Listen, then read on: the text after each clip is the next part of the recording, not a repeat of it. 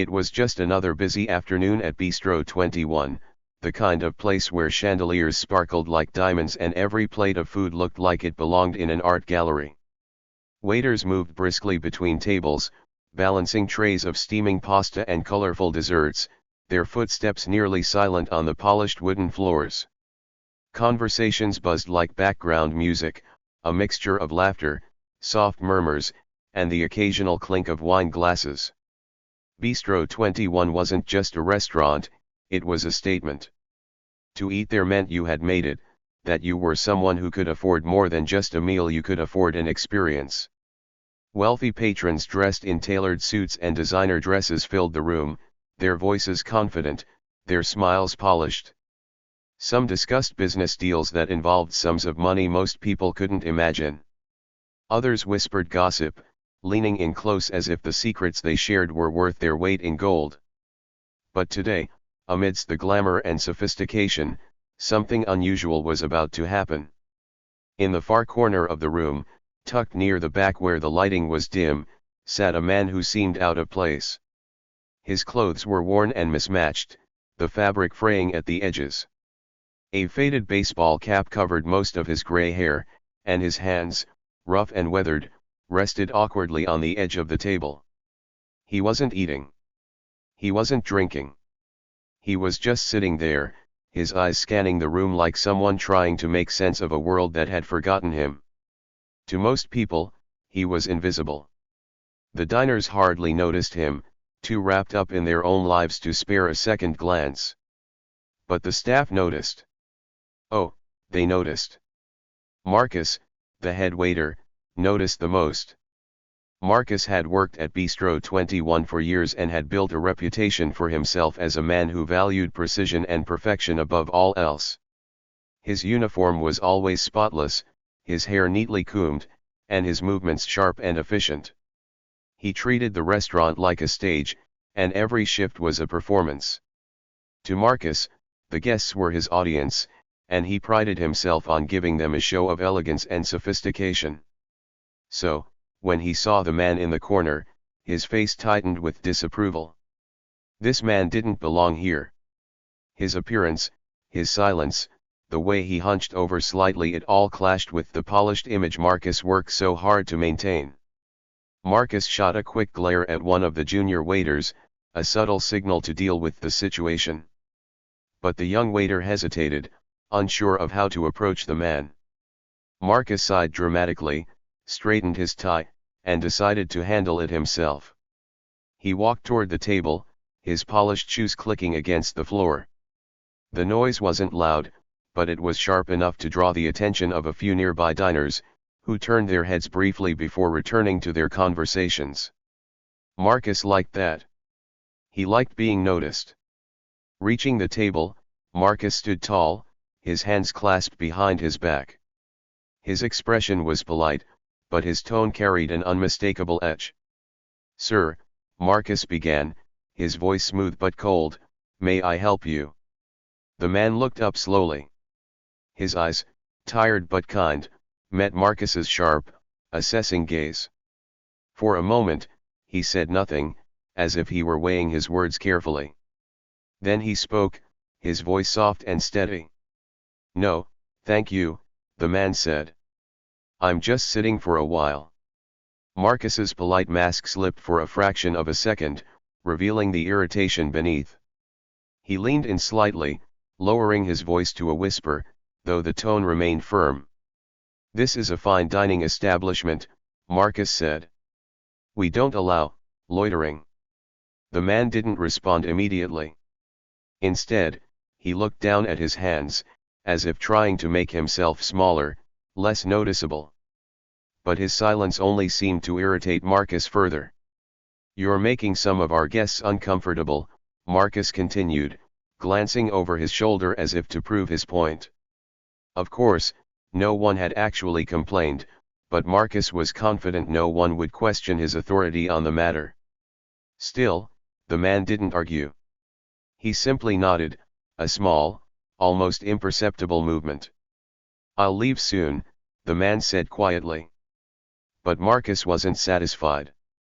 His eyes narrowed slightly, and he took a step closer, lowering his voice even more. "I think it would be best if you left now," Marcus said, his words sharp and deliberate. A few tables away, someone watched the exchange with keen interest. Dressed in a simple hoodie and jeans, the observer blended in more than most of the other diners, but his presence carried a quiet authority. He sat back in his chair, one arm resting casually on the table, his sharp eyes taking in every detail of the interaction.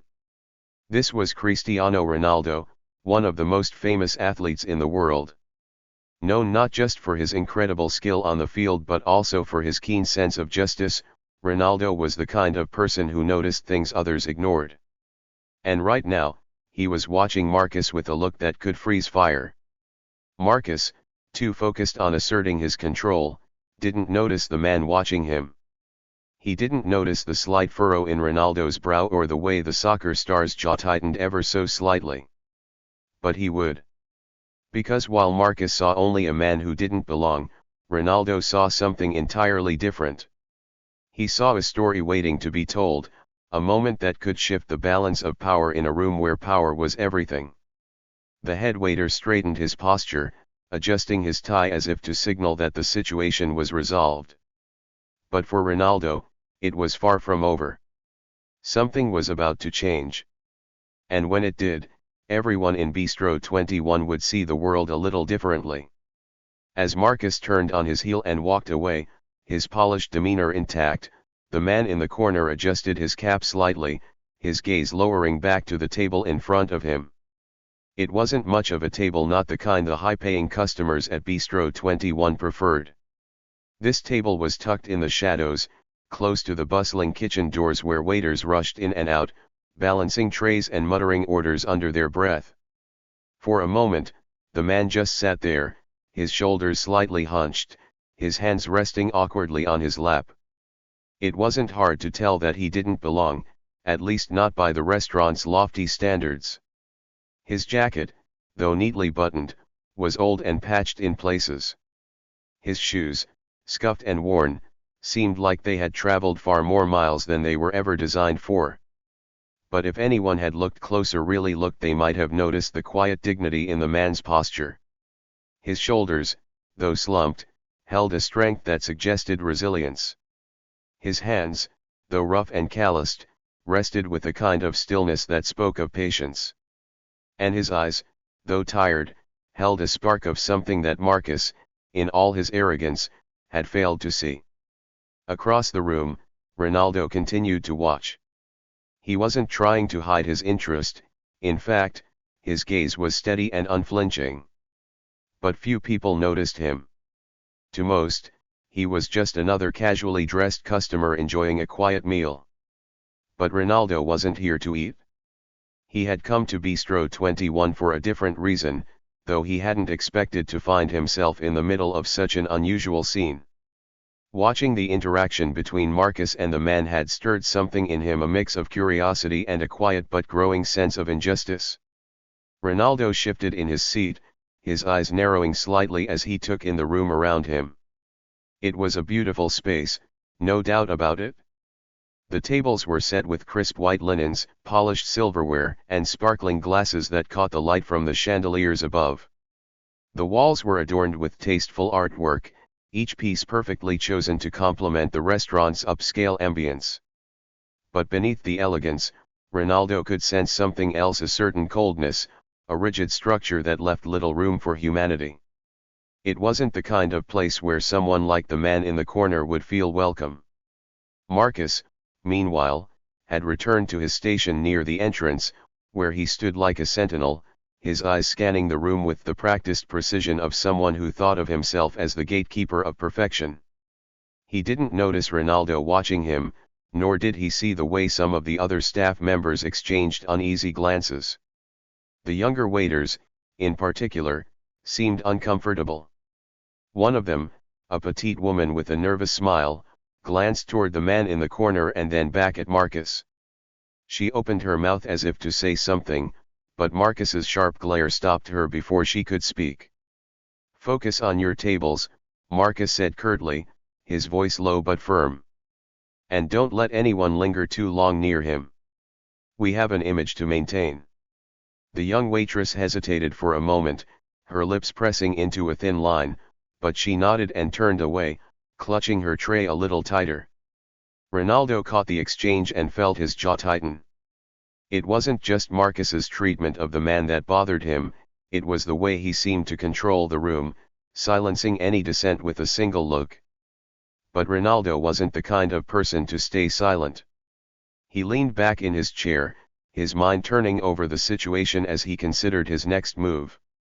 There was something about the man in the corner that intrigued him, not just his quiet demeanor, but the way he seemed to carry himself, even in the face of such obvious disdain. For a moment, Ronaldo's thoughts drifted back to his own past. He knew what it was like to be underestimated, to be judged by appearances rather than ability. He had faced it as a young player, when scouts and coaches had dismissed him as just another hopeful kid from a small town. But he had proved them wrong. And now, sitting in the middle of Bistro 21, Ronaldo felt a familiar spark of determination. He wasn't just going to sit back and watch this unfold. Meanwhile, the man in the corner seemed to sense the growing tension in the room.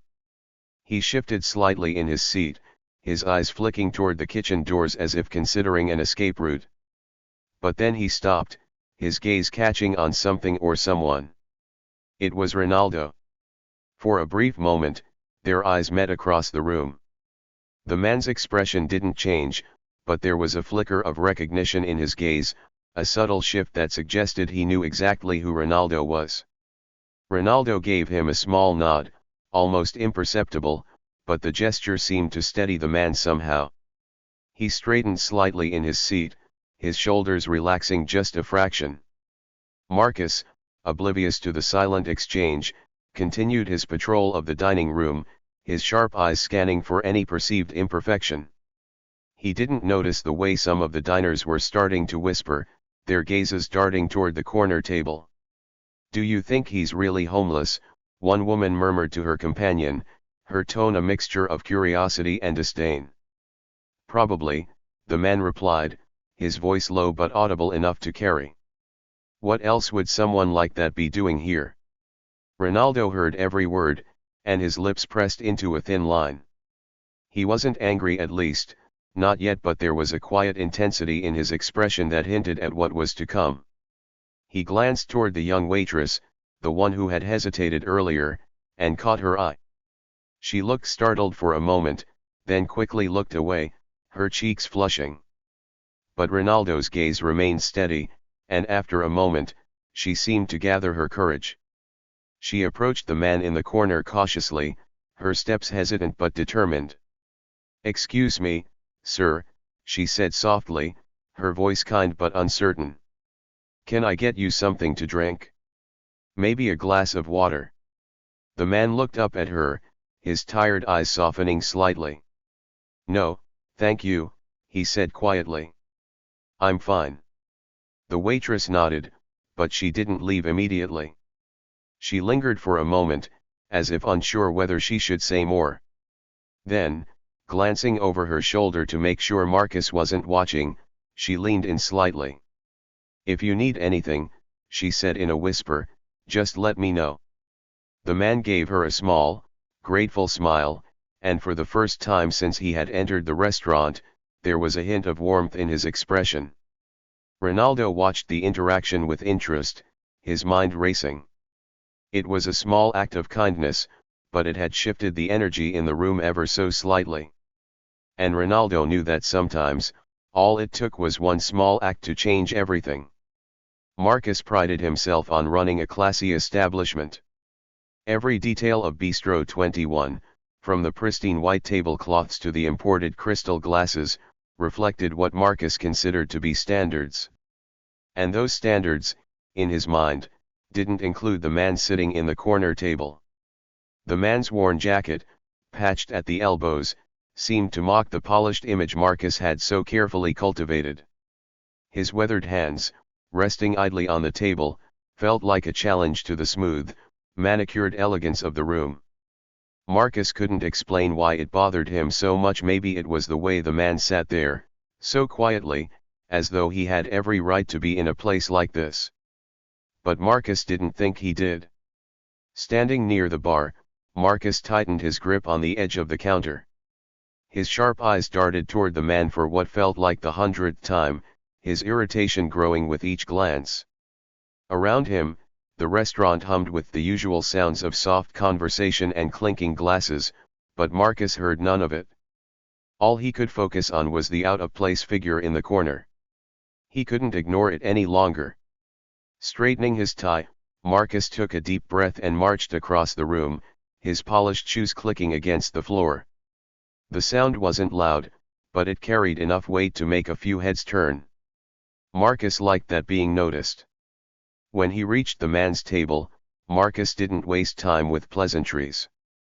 "Sir," he said, his tone clipped and cold, "I'm afraid I have to ask you to leave." The man looked up slowly, his tired eyes meeting Marcus's sharp gaze.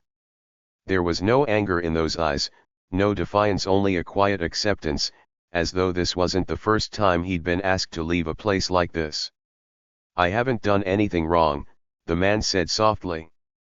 His voice was steady, but there was a weight to it, a heaviness that suggested he'd had this conversation before. Marcus folded his arms, his stance firm. "This is a fine dining establishment," he said, his voice dripping with condescension. "We have an image to maintain, and I'm afraid you don't quite fit it."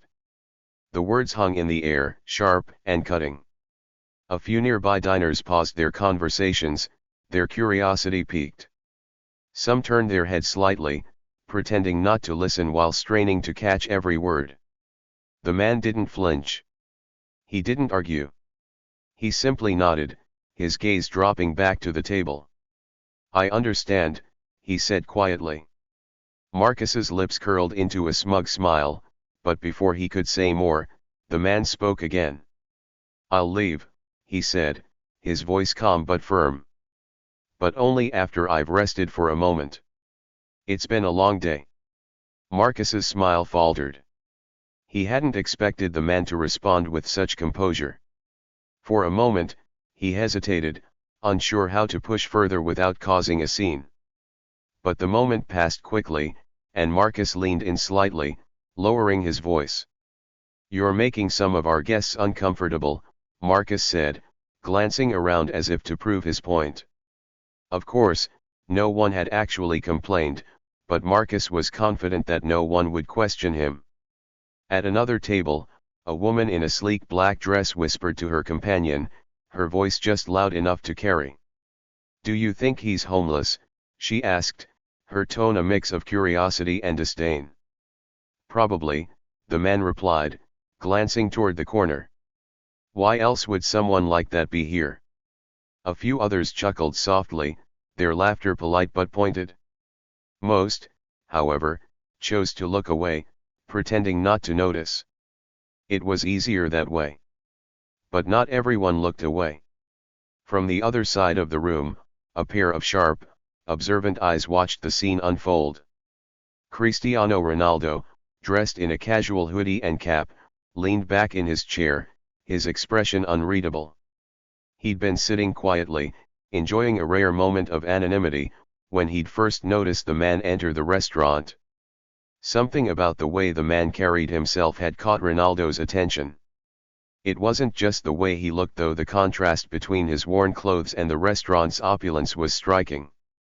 It was the way he moved, with a kind of quiet dignity that seemed out of place in a world that valued appearances above all else. And now, watching Marcus confront the man, Ronaldo felt his jaw tighten. He'd seen enough. As Marcus straightened up and turned away, satisfied that he'd handled the situation, Ronaldo's gaze followed him. There was something about the head waiter's smugness that struck a nerve. It wasn't just the way he'd spoken to the man, it was the way he'd done it so publicly, as though humiliating someone was part of the service. Ronaldo's mind raced.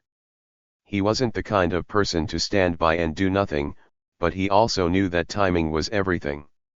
For now, he stayed where he was, his expression calm but his eyes burning with quiet determination. Back at the corner table, The man shifted slightly in his seat, his shoulders hunching as though he were trying to make himself smaller. His gaze wandered around the room, briefly meeting the curious stares of a few diners before dropping back to the table. One of the junior waiters, a young woman with a nervous smile, hesitated near the man's table.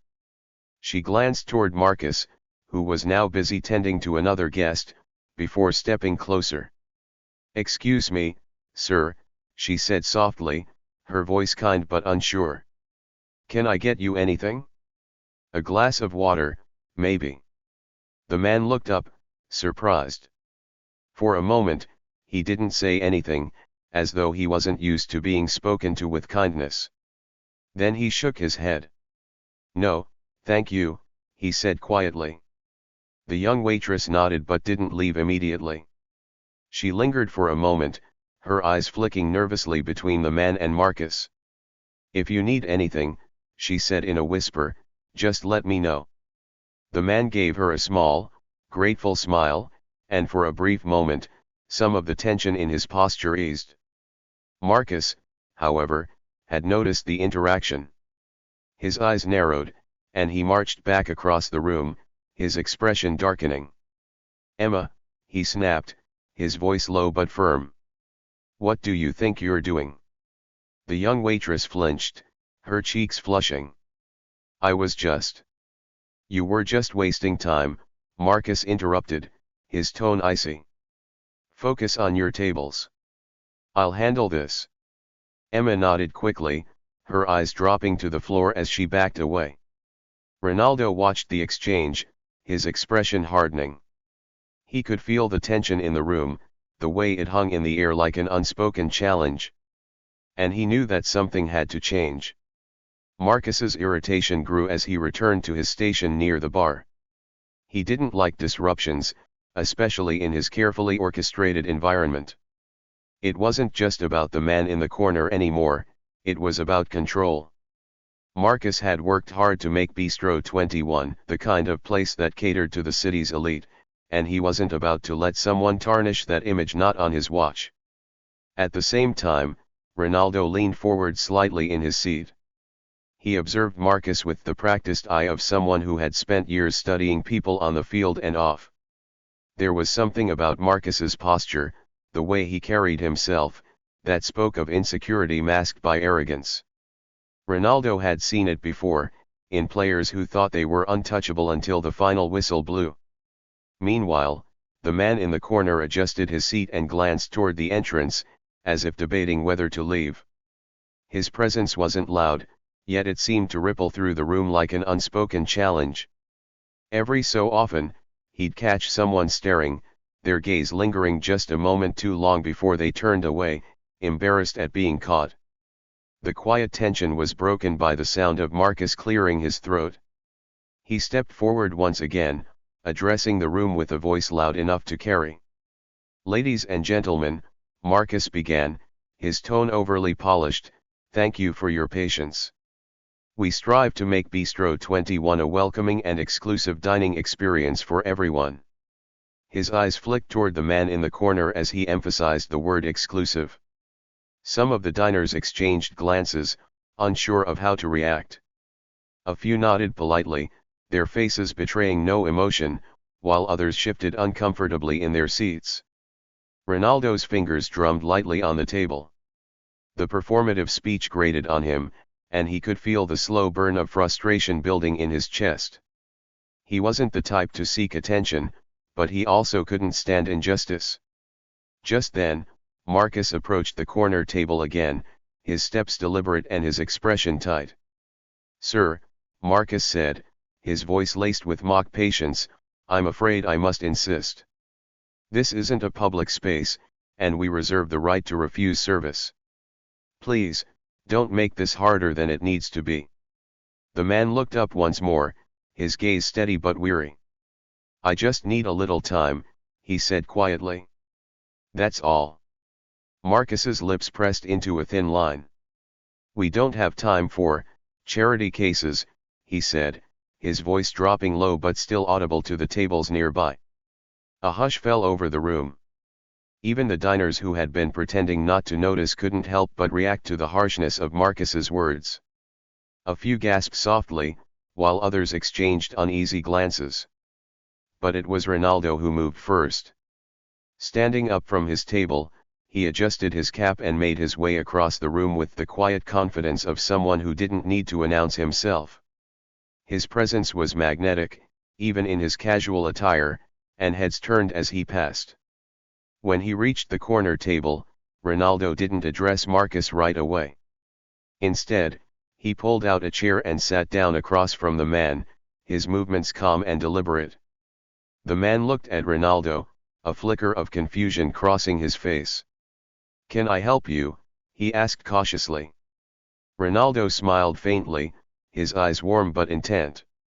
"Actually," he said, his voice low and steady, "I was going to ask if I could help you."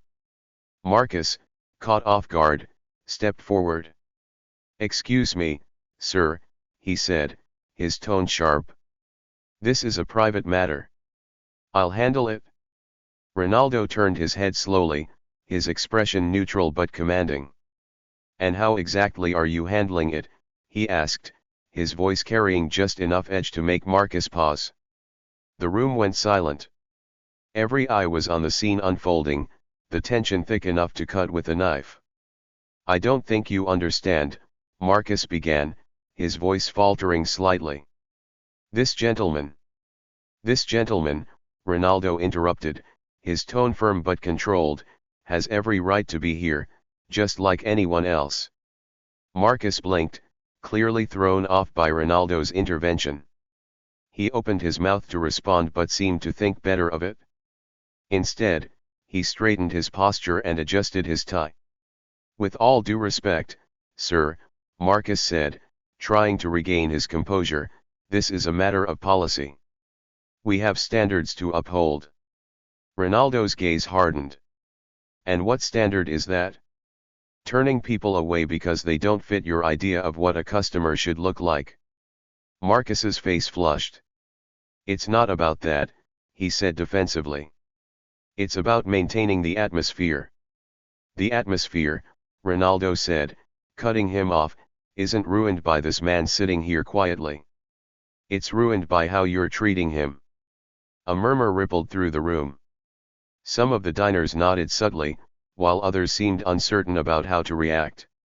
The man in the corner shifted uncomfortably, clearly unused to this kind of attention. "Please," he said softly, addressing Ronaldo. "I don't want any trouble."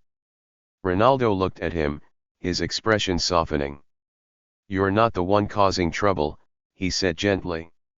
Turning back to Marcus, Ronaldo leaned forward slightly, his voice dropping just enough to make the moment feel intimate but no less powerful.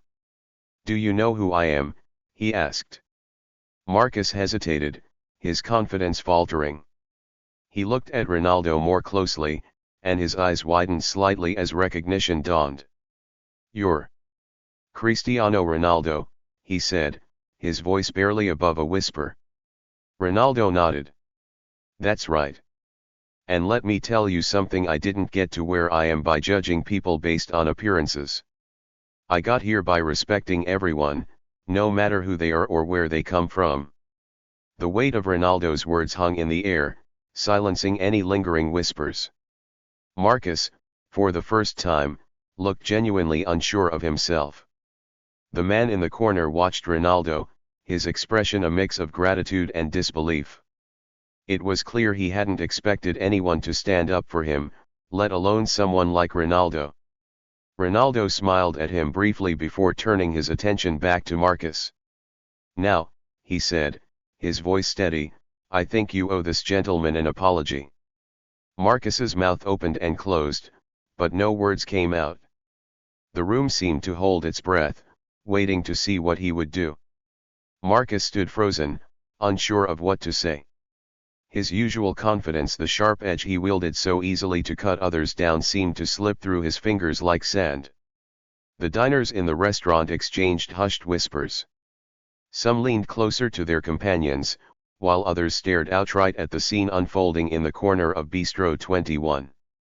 It wasn't every day you saw a global superstar standing up for someone so ordinary. But the man in the worn jacket didn't look ordinary anymore. Not to them. He shifted uncomfortably in his seat, his rough hands gripping the edge of the table as if it might steady him against the storm of attention swirling around him. "Please," he murmured, his voice barely audible, "it's not necessary. I don't want any trouble." Ronaldo turned his head slightly, meeting the man's gaze.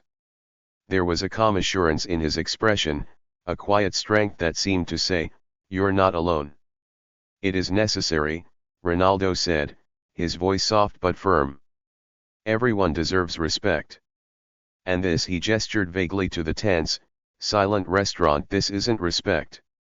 Marcus cleared his throat, trying to regain his footing. "Mr. Ronaldo," he began, his tone overly polite now, "I assure you, I meant no harm. It's just, we have a certain clientele. Standards must be maintained." Ronaldo raised an eyebrow. "And what exactly do you think this man is doing to lower your standards?" Marcus hesitated. The truth was, he didn't have a good answer. But that didn't stop him from trying. "Well, it's about appearances.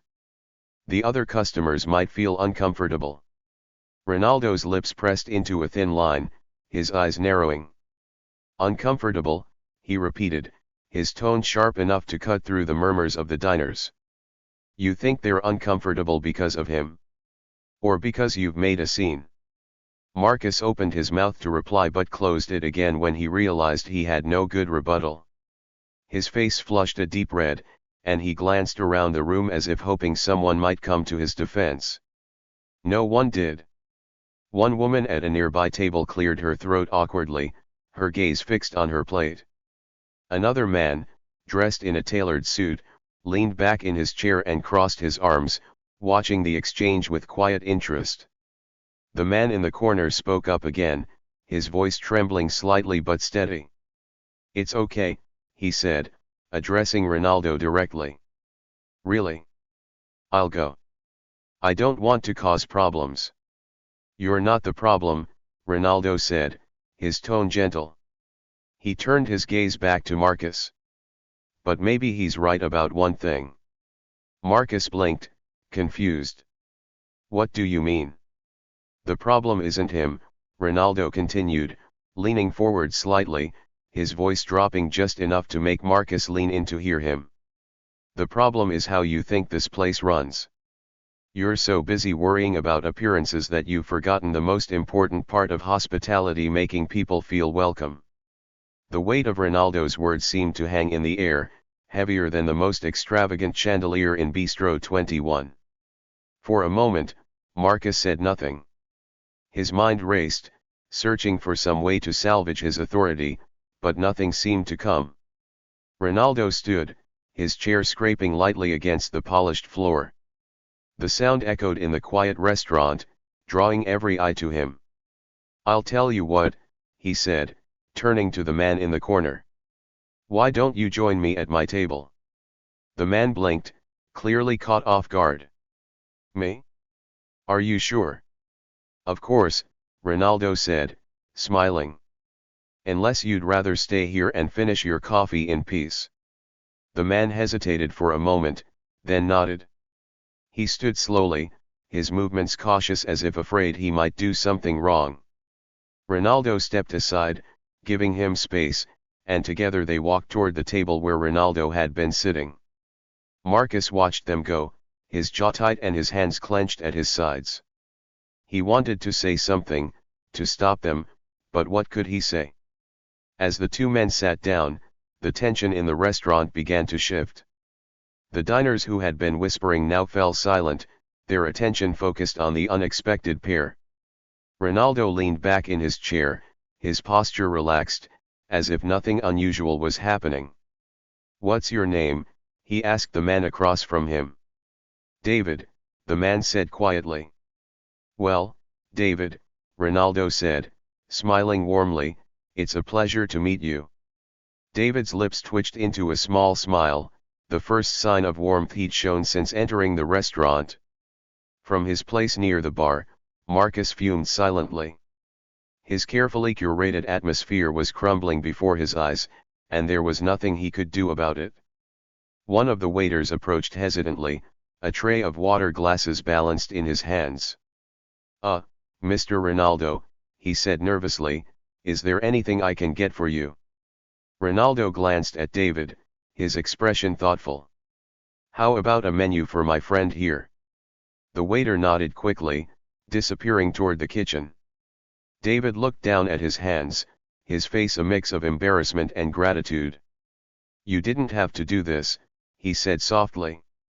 "Yes, I did," Ronaldo replied, his tone matter of fact. "And not just for you." David looked up, confused. Ronaldo gestured subtly toward the rest of the restaurant. They needed to see this too. That it's not okay to treat someone differently just because they don't look like everyone else in the room. David nodded slowly, the weight of Ronaldo's words sinking in. Meanwhile, Marcus hovered near the bar, unsure of what to do. His usual tactics, his sharp words and haughty demeanor had failed him, and now he felt exposed. Vulnerable. The waiter returned with a menu, placing it carefully in front of David. "Here you go, sir," he said, his tone polite but nervous. David hesitated before picking it up, his fingers brushing against the edges of the glossy pages. "Thank you," he said quietly. As David scanned the menu, Ronaldo leaned back in his chair, his gaze drifting toward Marcus. Their eyes met briefly, and Marcus felt a chill run down his spine.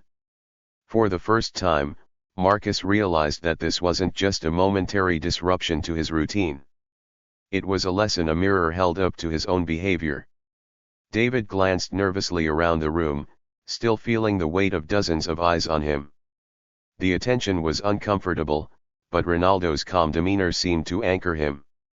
Slowly, his breathing steadied, and he allowed himself to focus on the menu in front of him. Marcus, meanwhile, lingered at the bar, his confidence unraveling with every passing second. The power he once wielded over the restaurant felt like it had slipped away, handed over to the man in the corner and his unexpected ally. The other diners were no longer pretending not to notice. Whispers traveled from table to table like a slow ripple through still water. Some patrons were clearly annoyed by the disruption, while others watched with growing curiosity. "Is that really Ronaldo?" a young man muttered to his partner, his phone clutched tightly in his hand. "It has to be," she replied, her voice low but tinged with excitement. "Who else would stand up like that? He's so cool about it." The murmurs didn't go unnoticed by Marcus. Every snippet of conversation felt like a dagger to his pride. He could almost hear their thoughts. How could he treat someone like that? What kind of manager is he? Ronaldo's gaze flicked toward Marcus briefly, his expression unreadable. Then, turning back to David, he said, "Anything catching your eye?" David looked up, startled by the question. "Oh, I don't even know where to start," he admitted, his voice tinged with embarrassment. Ronaldo smiled warmly. "Take your time. The food here is good, even if the service could use some work." The gentle jab wasn't loud, but Marcus heard it. His jaw tightened, and his fists clenched at his sides. Unable to bear standing idle any longer, Marcus straightened his jacket and approached Ronaldo's table with deliberate steps.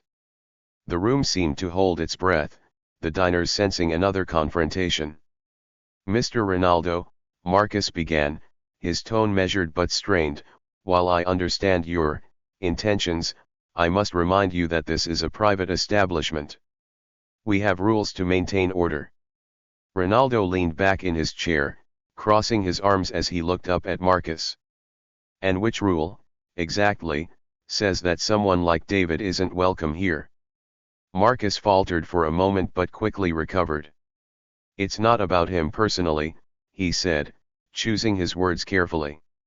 "It's about ensuring that all our guests feel comfortable and respected." Ronaldo tilted his head slightly, his gaze sharp.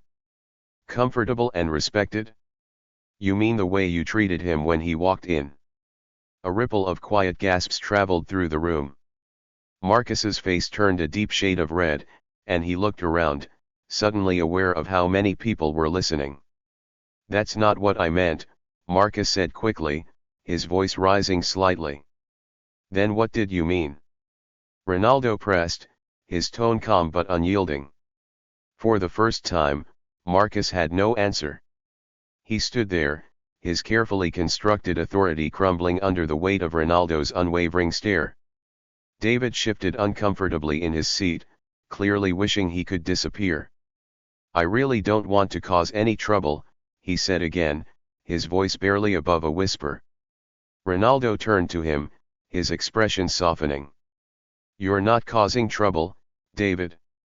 If anything, you're showing everyone here what real strength looks like. David blinked, his eyes glistening slightly. Strength? I don't feel strong, he admitted. Ronaldo smiled gently. It takes strength to face the world when it keeps trying to push you down. And it takes even more strength to do it with dignity.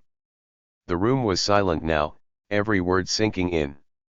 Even the diners who had been annoyed earlier seemed moved, their expressions shifting from indifference to something closer to admiration. Marcus, however, wasn't ready to concede. With all due respect, Mr. Ronaldo, he said, his voice growing firmer, you might not understand what it takes to run a place like this. Appearances matter. Our reputation. Your reputation, Ronaldo interrupted, his voice cutting through Marcus's protest, isn't built on appearances. It's built on how you treat people. And right now, your actions are saying a lot more about this place than the decor or the menu ever could. Marcus's mouth opened, but no words came out. Ronaldo leaned forward slightly, his gaze never wavering. Do you know how many times people have underestimated me because of where I came from? How many people told me I wouldn't make it because I didn't fit their idea of what success looked like? The room hung on every word. But I proved them wrong, Ronaldo continued. Not by tearing others down, but by working hard and treating people with respect. That's the kind of reputation that lasts. Not this. He gestured vaguely around the room, and Marcus flinched as if the words had physically struck him. David stared at Ronaldo, his expression a mix of awe and gratitude. Thank you, he said quietly, his voice thick with emotion. Ronaldo smiled. You don't need to thank me. Just promise me one thing. David nodded. Anything. Don't ever let people like him make you feel small, Ronaldo said, his voice gentle but firm. You're worth just as much as anyone else in this room. David's eyes glistened again, and he nodded, unable to find the words to respond. Marcus, meanwhile, stood frozen, his mind racing. He felt the weight of every gaze in the room, each one a silent condemnation of his actions. Finally, one of the waiters stepped forward, a hesitant but determined look on his face. Would you like me to bring anything for you and your guest, Mr. Ronaldo? He asked, addressing both Ronaldo and David. Ronaldo glanced at David, who looked back at him uncertainly. Whatever he wants, Ronaldo said with a smile. And make sure it's the best you've got. The waiter nodded and hurried off, relief evident in his posture. As the tension in the room began to ease, Ronaldo turned back to David and started a quiet conversation. Their voices were low, but the warmth and camaraderie between them were unmistakable.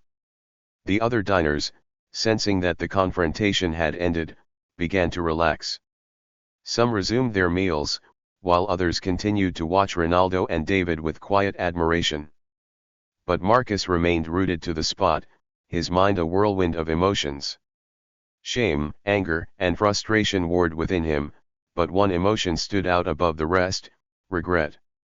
For the first time in a long time, Marcus questioned the choices that had brought him to this moment.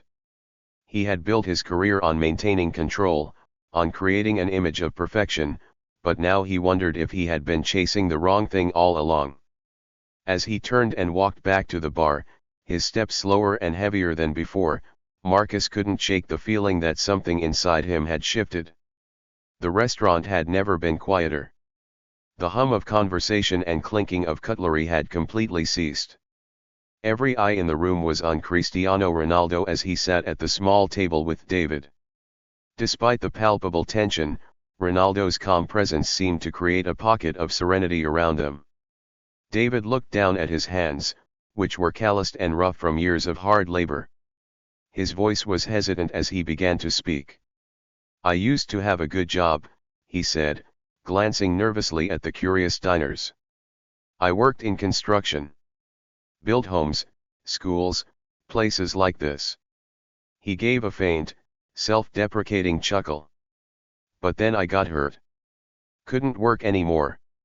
The medical bills, they took everything." Ronaldo leaned forward, his expression one of quiet understanding.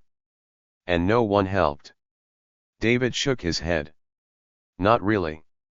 I tried to get back on my feet, but once you fall this far, people stop seeing you as a person." He gestured to his worn-out clothes. "They only see this." The words hit the room like a thunderclap. The truth in them was impossible to ignore, and even the most well-dressed patrons shifted uncomfortably in their seats. Marcus, standing stiffly near the bar, clenched his jaw. His hands fidgeted with the hem of his jacket as he avoided eye contact with anyone. Ronaldo turned his attention back to Marcus, his piercing gaze cutting through the man's thin veneer of authority. "Did you hear that, Marcus?" Ronaldo asked, his voice loud enough for the entire restaurant to hear.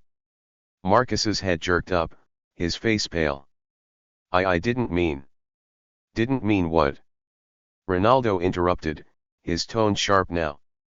"Didn't mean to treat a man like dirt because of how he looks? Didn't mean to humiliate him in front of all these people." The weight of Ronaldo's words hung in the air, and Marcus found himself unable to respond. Ronaldo stood up, his tall frame commanding attention. His voice was calm but carried an unmistakable authority.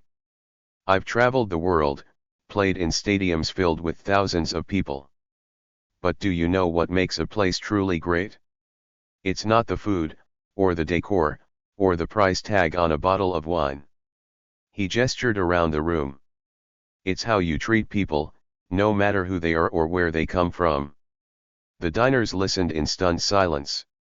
Some nodded in agreement, others looked down at their plates, clearly ashamed. "And Marcus," Ronaldo continued, turning back to the waiter, "you failed to understand that. You think this restaurant is classy because of the money people spend here. But real class isn't about money, it's about respect." Marcus opened his mouth to protest, but before he could say a word, the restaurant's owner stepped forward from a shadowed corner. A portly man in a tailored suit, he had been silently observing the entire scene. His face, previously neutral, now bore an expression of quiet fury. "Mr. Ronaldo," the owner said, his voice calm but firm, "I must apologize for the behavior of my staff." He turned to Marcus, his tone hardening. "This is not how we treat guests at my establishment. You have embarrassed me, this restaurant, and yourself." Marcus's face flushed crimson. "Sir, I..." "Save it," the owner snapped. "You've had enough chances. I'm done hearing excuses. Consider this your last day here." The room erupted into a mix of shocked gasps and murmurs. Marcus stood frozen, his face a mask of disbelief. "Wait," Ronaldo interjected, raising a hand. "Don't fire him." The owner and Marcus both turned to him in surprise.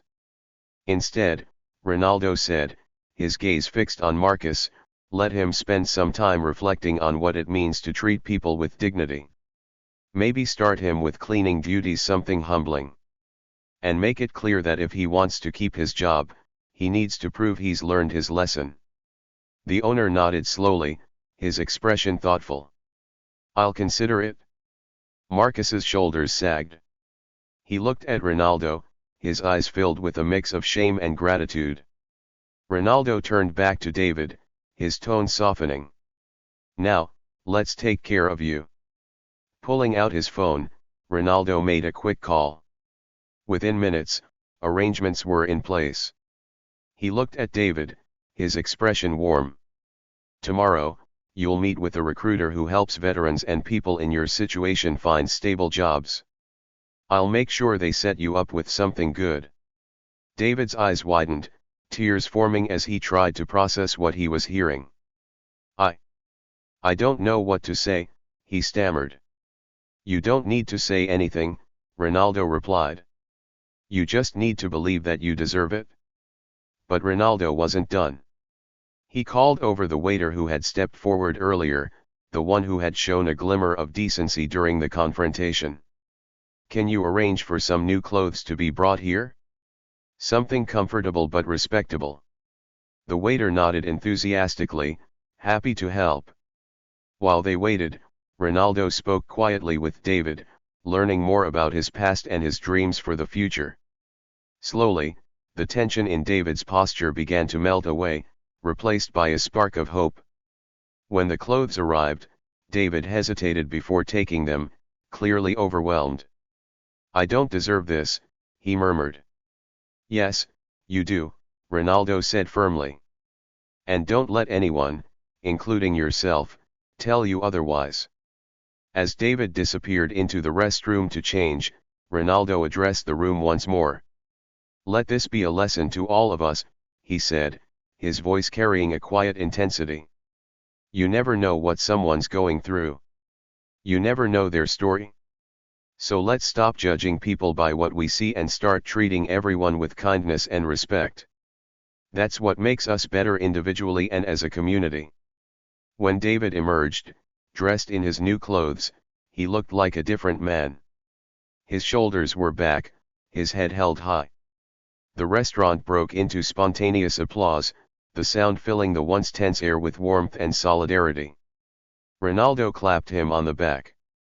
How do you feel? Like I can breathe again, David replied, his voice choked with emotion. Good, Ronaldo said with a smile. Because this is just the beginning. As the two men left the restaurant together, the diners watched them go, their conversations buzzing with admiration and reflection. Marcus, meanwhile, stood quietly at the bar, his gaze fixed on the door. For the first time in years, he felt something stir inside him, a small but undeniable desire to change. As David and Ronaldo stepped outside into the crisp evening air, the sounds of the bustling city provided a stark contrast to the heavy silence they had just left behind. David paused on the sidewalk, his new clothes fitting snugly but comfortably. His hands brushed over the soft fabric, a clear reminder of how much his life had changed in just a matter of moments. I don't know how I'll ever repay you, David said, his voice trembling with emotion. Ronaldo shook his head, offering a kind smile. You don't owe me anything. Just promise me you'll take this opportunity and make the most of it. That's all I ask. David nodded earnestly. I will. I swear. As they stood there, a small crowd began to gather nearby. Some were passers-by who recognized Ronaldo, others were diners who had followed them out, unable to let the moment end so quickly. Cameras flashed, and murmurs rippled through the group. One young boy, clutching a soccer ball tightly in his hands, stepped forward hesitantly. Mr. Ronaldo, he asked, his voice barely above a whisper. Ronaldo turned, his face lighting up with a warm smile. Hey there, buddy. The boy's eyes widened, and he held out the ball with shaking hands. Can you sign this? Ronaldo crouched down to the boy's level, taking the ball gently. Of course. What's your name? Leo, the boy replied, his cheeks flushing with excitement. As Ronaldo signed the ball, he glanced up at the boy's parents, who stood nearby, beaming. Leo, do you play soccer? The boy nodded enthusiastically. I want to be just like you one day. Ronaldo's expression softened, and he handed the ball back. Then remember this, it's not just about what you do on the field. It's about how you treat people off the field.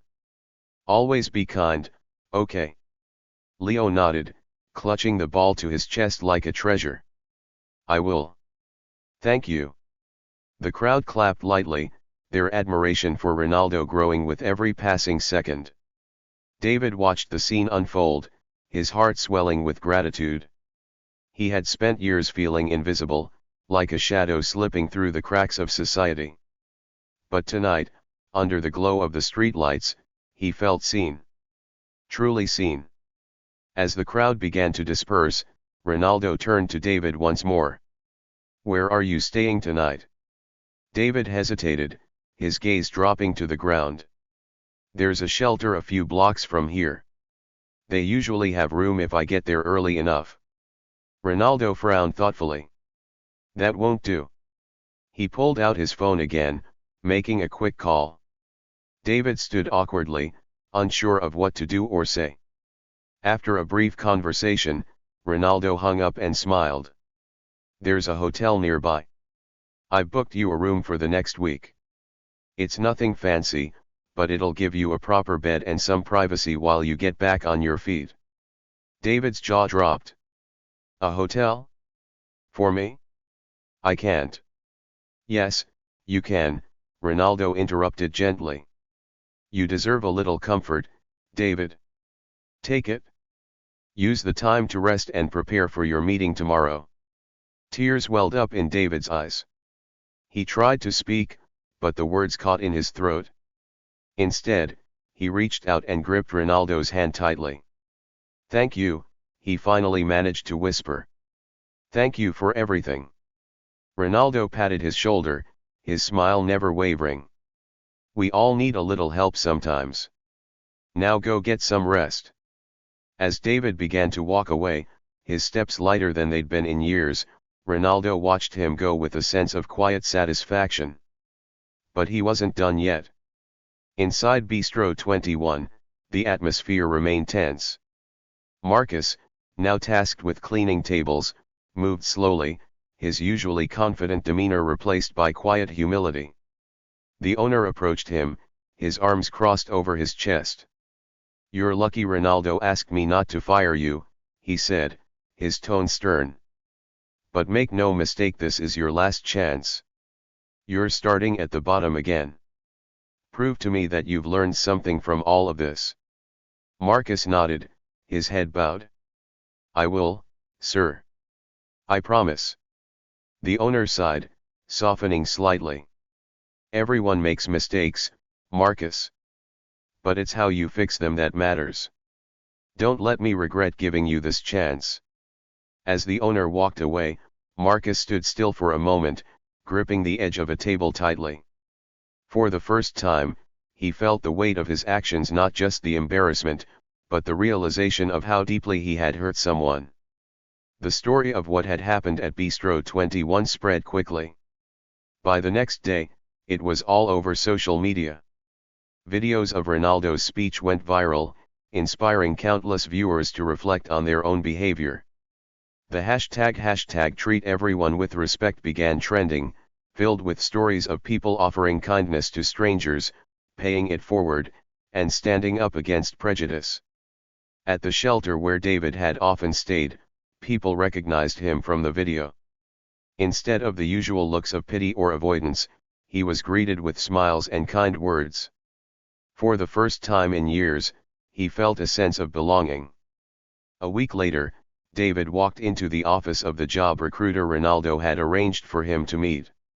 Dressed in his new clothes and carrying a small folder of documents, he felt a mixture of nerves and hope. The recruiter, a kind-faced woman named Sarah, greeted him warmly. David, it's great to meet you. Cristiano told me about you. David blinked in surprise. He did. Sarah nodded. He speaks very highly of you. Let's see what we can do to get you back on your feet. Over the next hour, they discussed his skills, experience, and goals. By the end of the meeting, Sarah had lined up several promising opportunities for him. You've got a solid background, she said with a smile. I think you'll do great. David left the office feeling lighter than he had in years. For the first time, the future didn't feel like an insurmountable obstacle, it felt like a door waiting to be opened.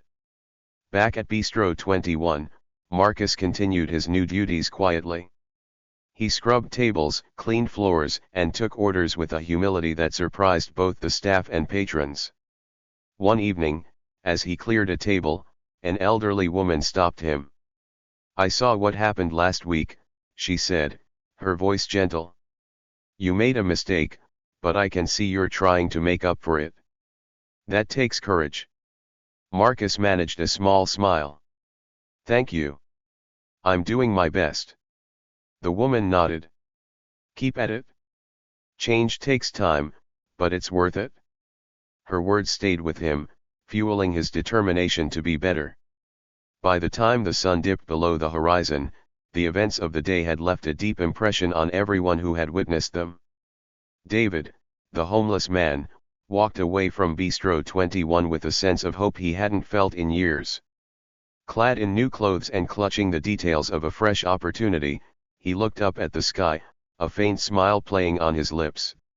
For so long, life had seemed like a series of locked doors, but now, one of them had finally opened.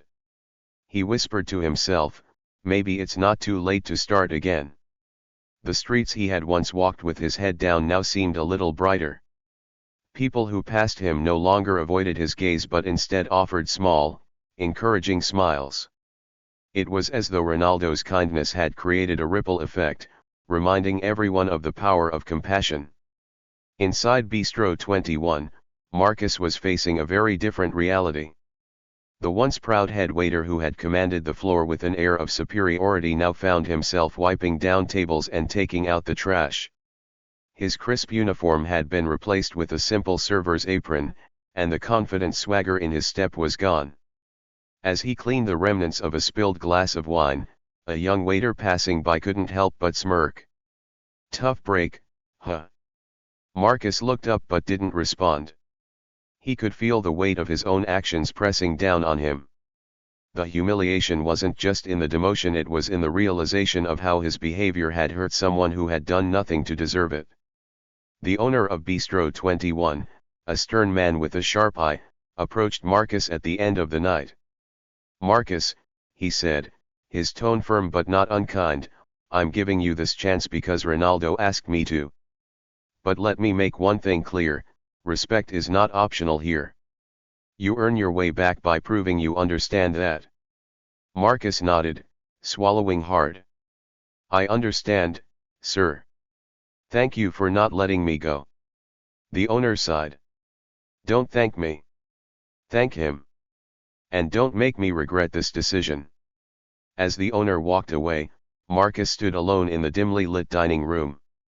He stared at the polished floors, his reflection faintly visible, and felt the weight of his choices. For the first time in years, he saw himself clearly and he didn't like what he saw. Meanwhile, David arrived at the modest hotel Ronaldo had arranged for him. The receptionist greeted him warmly, handing him the key to his room. "Enjoy your stay, Mr. Hargrove," she said with a smile. David hesitated, unused to such politeness directed at him. "Thank you," he murmured, clutching the key tightly. The room itself was simple but clean and inviting. A soft bed, fresh towels, and a small desk by the window, things most people took for granted but felt like luxuries to David. He sat on the edge of the bed, running his hand over the comforter, and let out a deep breath. That night, for the first time in years, David slept soundly. There were no cold benches, no restless nights worrying about his safety. Just peace. The next morning, he woke early, dressed in his new clothes, and headed to his meeting with the job recruiter. As he walked through the city streets, he felt different, lighter, more confident. The recruiter, Sarah, greeted him with a firm handshake. "David, it's a pleasure to meet you. Let's see what we can do for you." Their conversation was encouraging. Sarah listened intently as David spoke about his past work in construction, his skills, and his willingness to take on any job that would give him a chance. "I have a few contacts in the industry," Sarah said, typing on her computer. "I'll set up some interviews for you. In the meantime, let's update your resume." By the end of the meeting, David had not only several promising leads but also a renewed sense of purpose.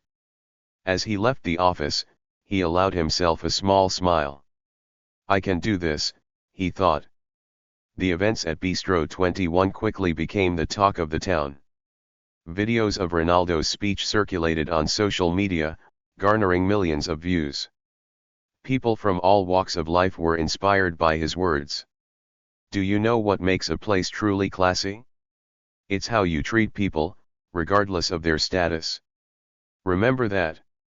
The hashtag classes kindness began trending, filled with stories of people standing up for others, offering help to those in need, and re-evaluating their own behavior. At Bistro 21, regular customers began treating the staff with more warmth and respect. Even the waiters noticed the shift.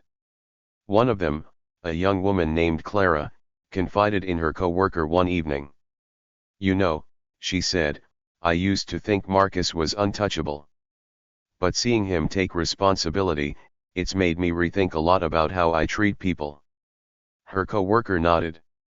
"Me too. It's like Ronaldo reminded everyone that we're all just human." As weeks passed, Marcus slowly began to rebuild his reputation. He worked tirelessly, taking on tasks he had once considered beneath him. Scrubbing floors, polishing silverware, and handling the busiest shifts, he did it all without complaint.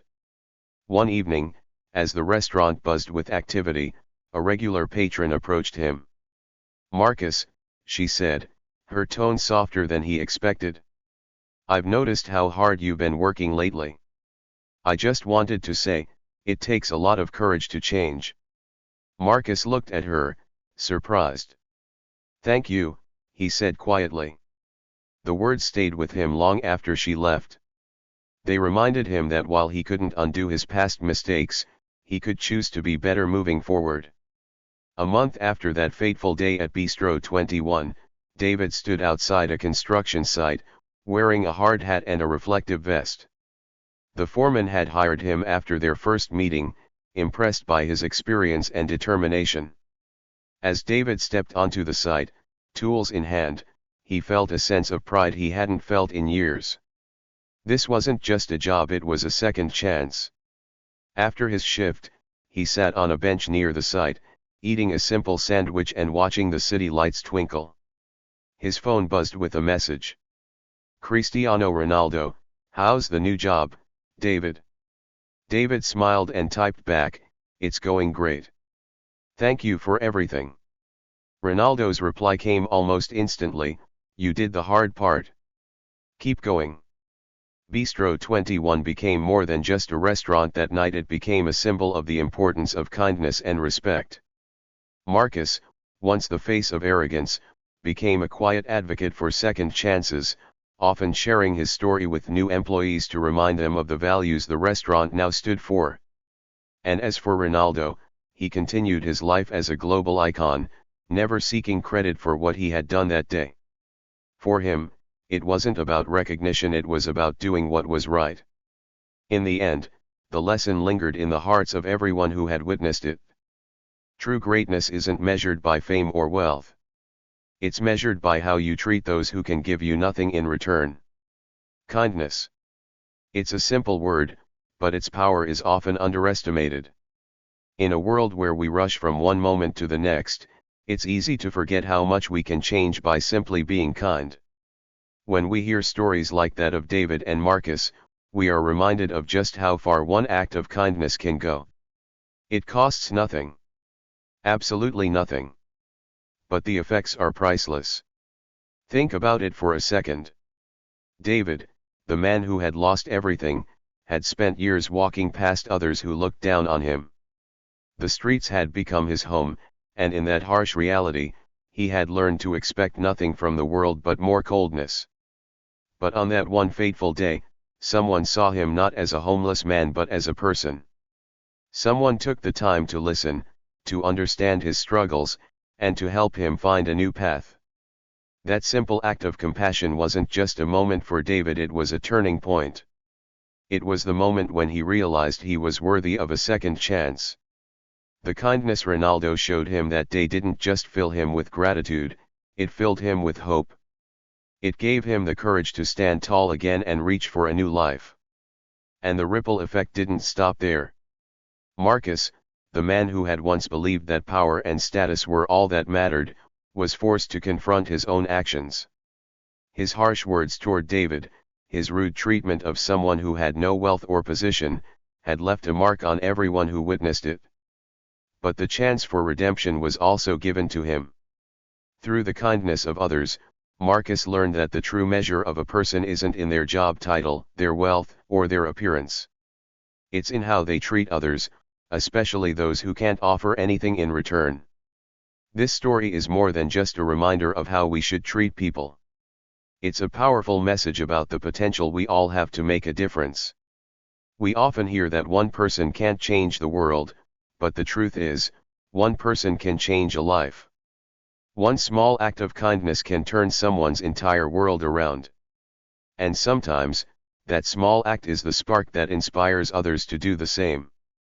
When Ronaldo stood up in that restaurant and spoke out, he didn't just change David's life, he changed Marcus's life. And beyond that, he set an example for everyone in that room and everyone watching at home that kindness and respect are what truly make the world a better place. The most powerful voices are often not the loudest ones.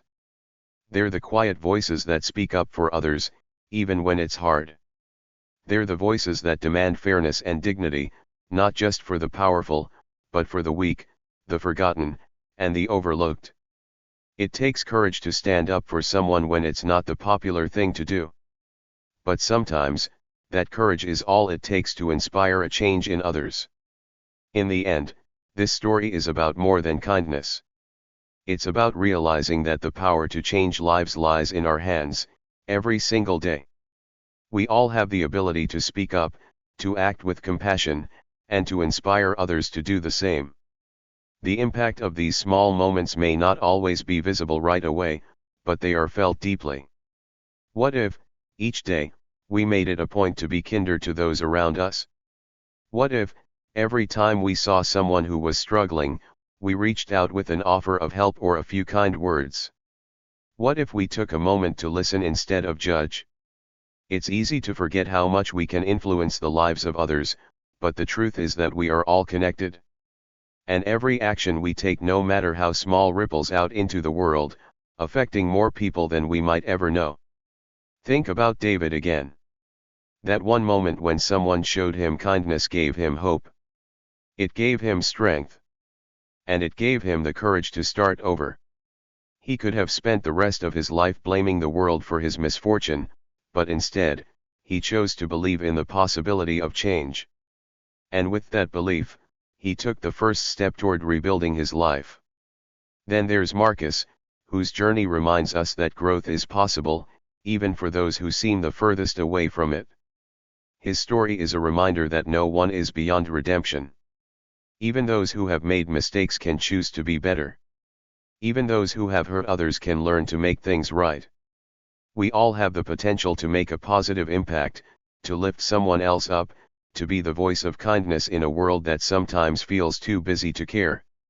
So, next time you have the chance to make someone's day a little easier, a little brighter, take it. When you see someone in need, offer help. When you witness injustice, speak up.